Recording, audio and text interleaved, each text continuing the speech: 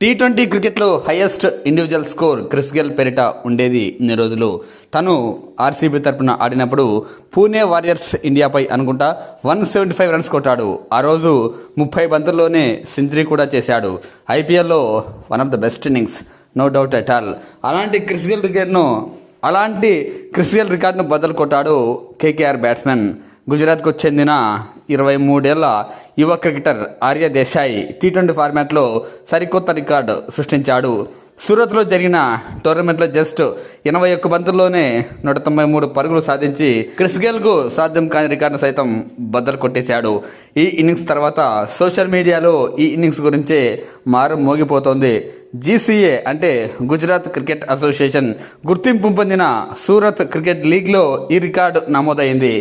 తన విధ్వంసకర ఇన్నింగ్స్లో ఏకంగా 21 ఫోర్లతో పాటు 14 భారీ సిక్సర్లు బాధేశాడు ఆర్య దేశాయ్. ప్రత్యర్థి బౌలర్లకు చుక్కలు చూపించాడు.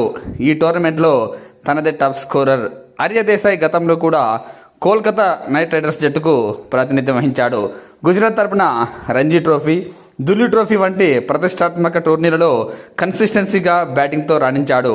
ఈ స్కోర్ను జీసీఏ అంటే Gujarat cricket association secretary Anil Patel సైతం ధృవీకరించారు.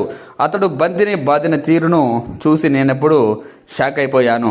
ఇంతవరకు అలాంటి బ్యాటింగ్ ఎప్పుడు చూడలేదు. తను టీమిండియా అండర్-19 జట్టుకు కూడా ఆడినప్పుడు అతని బ్యాటింగ్ ఇలాగే ఉంది. అతనికి ఉజ్వల భవిష్యత్ ఉందంటూ అనిల్ పటేల్ వ్యాఖ్యానించాడు. నిజంగా ఇలాంటి బ్యాటింగ్తో రాణించాడు అంటే అది కూడా ఐపీఎల్కు ముందు. ఇక ఈ ఐపీఎల్లో ఇతనిపై ప్రత్యేక దృష్టి ఖచ్చితంగా ప్రతి ఒక్క అభిమాని పెడతాడు.